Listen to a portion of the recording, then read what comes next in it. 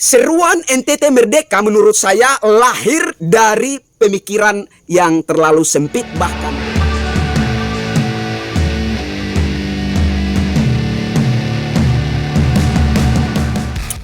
Assalamualaikum warahmatullahi wabarakatuh. Salam sejahtera, shalom, Om Swastiastu, Namo Buddhaya, salam kebajikan. Ketemu lagi dengan saya Krisyanto Yen Oni, salam NKRI. Kali ini saya ingin sedikit menanggapi terkait gejolak yang timbul daripada kekurang puasan sebagian masyarakat NTT terhadap hasil seleksi chassis akpol di NTT. Jadi ada berbagai dugaan. Saya sendiri sempat ditelepon oleh beberapa teman dari Jakarta menanyakan pendapat saya. Saya katakan hati-hati, karena bagaimanapun juga pemikiran awam akan memandang ini sebagai suatu gejolak rasisme, ya kan? Akan muncul isu Batak, ya kan? Dan ada satu pandangan yang saya berikan, saya katakan bayangkan kalau kemudian di daerah lain, Kalimantan contohnya, yang saya sendiri mengetahuinya bahwa kebanyakan putra-putri yang lulus tentara di Kalimantan itu dari NTT, Sumatera, ada juga dari Papua dan Ambon dan lain sebagainya. Bagaimana kemudian reaksi dari saudara-saudara di NTT dan juga yang ada di luar NTT mewakili nama NTT atau atas nama NTT ini kemudian memantik gejolak baru yang terjadi di daerah lain di Kalimantan contohnya. Bagaimana kemudian masyarakat Kalimantan bergejolak lalu menyatakan bahwa mulai saat ini tidak boleh ada pemuda-pemudi, putra-putri yang lulus tentara di Kalimantan selain anak Kalimantan sendiri. Nah, ini perlu sekali untuk diperhatikan, perlu sekali dipertimbangkan matang-matang. Tetapi saudara-saudara yang di Jakarta menyampaikan kepada saya bahwa mereka sudah mencermati, sudah mengamati semua itu, bahwa segala reaksi yang mereka lakukan tidak akan menyinggung persoalan SARA, tidak akan menyinggung persoalan rasisme, begitu. Jadi reaksi yang mereka lakukan itu tidak ada kaitannya dengan suku Wisme, ya kan? Tidak ada kaitannya dengan suku Batak, melainkan adanya dugaan nepotisme dalam proses seleksi chassis akpol di NTT. Itu yang menjadi fokus mereka, itu yang menjadi konsentrasi dalam reaksi yang mereka lakukan. Is okay. Akhirnya saya katakanlah merestui reaksi yang mereka lakukan. Nah, saya mendukung, memang saya mendukung, tetapi juga ada hal yang saya sampaikan untuk diwanti-wanti gitu, diwaspadai, jangan sampai merembet ke persoalan rasisme. Nah, nyatanya kemudian ada kan isu yang muncul bahwa orang-orang NTT karena kalah saing dengan orang Batak, sehingga reaksi mereka itu kemudian merupakan bentuk dari rasa ketidakpuasan hati karena kalah saing, ya kan? Ada muncul isu tersebut. Nah, menurut saya ini realita, ya. Kita bisa saja membantah, tapi begitulah seadanya pemikiran awam. Pemikiran awam tentu saja seperti ada satu istilah yang sering saya katakan, masalah di laut dibawa ke darat gitu. Pemikiran awam tidak bisa kita batasi, pemikiran awam tidak bisa kita halangi gitu. Mereka akan berpikir kemana-mana, melebar kemana-mana, seturut dengan pemikiran mereka sendiri, kan seperti itu. Nah, ini yang perlu kita perhatikan, ini yang perlu kita jaga.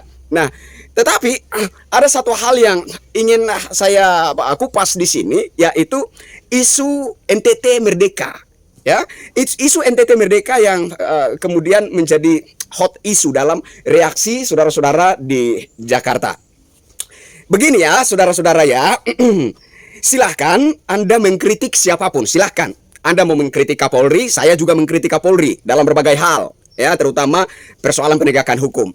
Silahkan Anda mengkritik Presiden, silahkan. Saya juga mengkritik Presiden.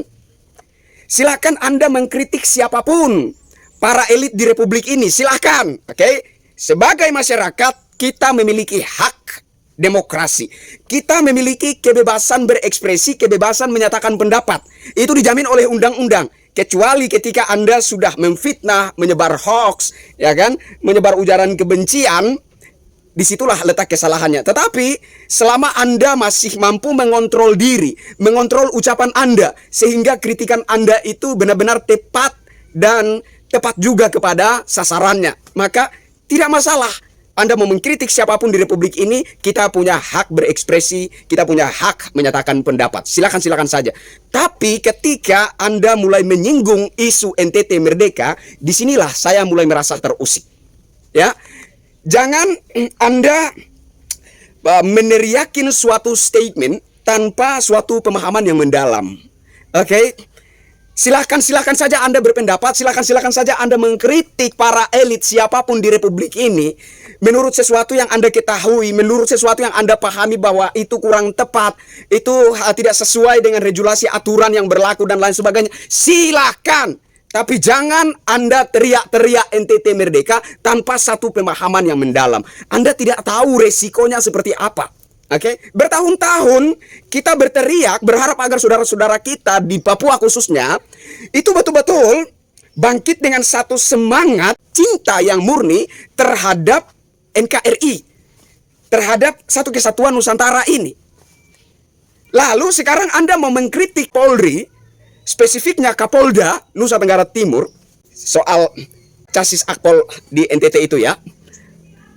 Semacam Kapolda memberikan ruang kepada titipan-titipan, sehingga yang lolos itu kebanyakan adalah titipan, sementara anak asli NTT itu hanya satu. Kira-kira seperti itu kan? Itu yang kemudian memicu rasa ketidakpuasan hati sebagian saudara-saudara, sebagian masyarakat NTT kemudian bereaksi. Ya kan?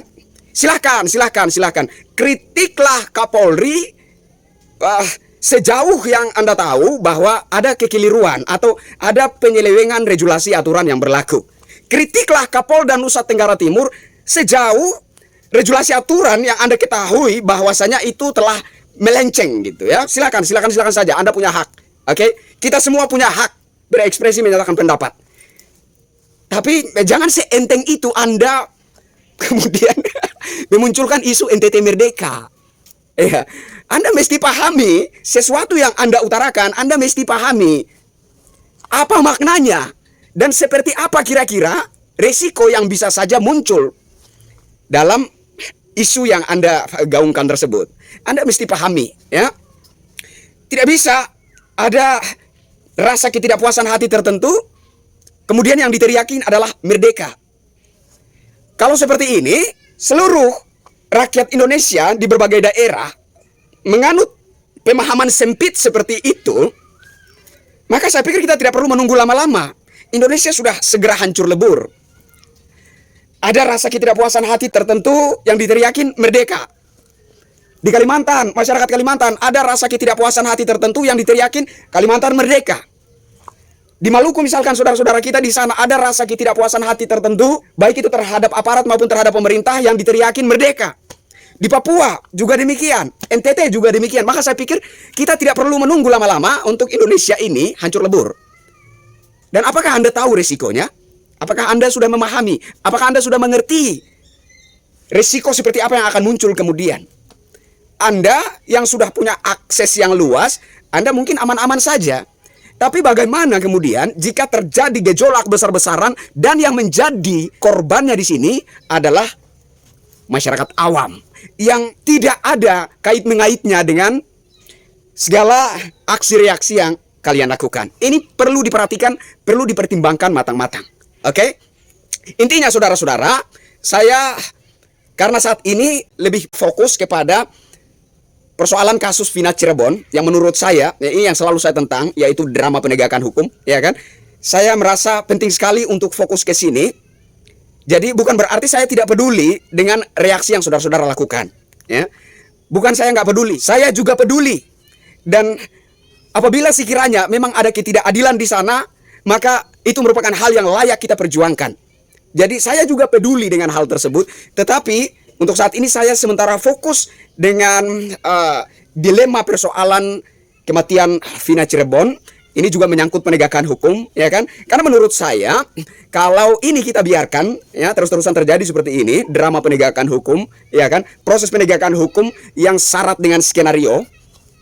Kalau terus-terusan kita biarkan, artinya bahwa saya dan saudara atau siapapun rakyat Indonesia di Republik ini hanya sedang menunggu giliran kapan menjadi korban. Kalau situasi seperti ini kita biarkan saja, kalau situasi seperti ini kita diamkan saja, maka itu berarti kita sedang menunggu kapan giliran kita menjadi korban daripada segala drama penegakan hukum yang terjadi di negeri kita. Begitu. Ya, saudara ya. Jadi kembali kepada inti persoalannya, ya. Fokus saja kepada apa yang memicu rasa ketidakpuasan hati kita sebagai masyarakat. Fokus saja ke sana, konsentrasilah ke sana. Jika memang Kapolri harus dikritisi, kritisilah. Ya, sekencang-kencang apapun terserah Anda. Tentunya Anda juga harus mengedepankan etika, tata krama, sopan santun. Ya, Anda juga harus bisa mengedepankan rasa hormat terhadap lembaga atau institusi Polri yang dikepalai oleh Jenderal Listio Sigit Prabowo saat ini. Oke? Institusi milik kita harus kita jaga, hormati, dan cintai. Yang perlu kita kritisi, yang perlu kita koreksi adalah oknum-oknum nakal yang menjadi sampah dalam institusi tersebut. Kalau Anda merasa perlu untuk mengkritisi presiden, kritisilah presiden. Sekencang-kencangnya, sekeras-kerasnya. Kalau Anda merasa perlu mengkritisi Kapolda NTT, kritisilah sekencang-kencangnya, sekeras-kerasnya.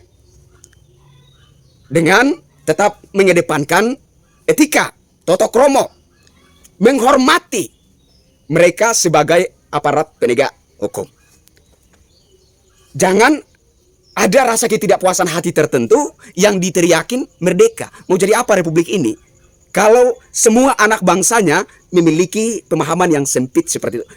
Seruan NTT merdeka menurut saya lahir dari pemikiran yang terlalu sempit, bahkan kerdil. Kira-kira seperti itu. Semoga ini bisa menjadi masukan yang positif bagi saudara-saudara yang saat ini sedang bereaksi berangkat dari rasa ketidakpuasan hati atas dugaan ketidakadilan yang terjadi dalam proses atau seleksi Casis Akpol di NTT. Saya kira sekian yang ingin saya sampaikan kali ini. Apapun yang terjadi, NKRI harga mati. Sabang sampai Merauke, Miangas sampai Pulau Rote, kita tetap satu. Satu bangsa, satu tumpah darah, satu bahasa.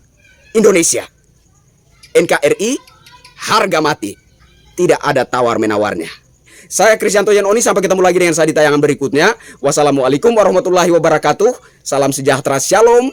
Om Santi Santi, Santi Om, Namo Buddhaya. Salam kebajikan. Salam NKRI.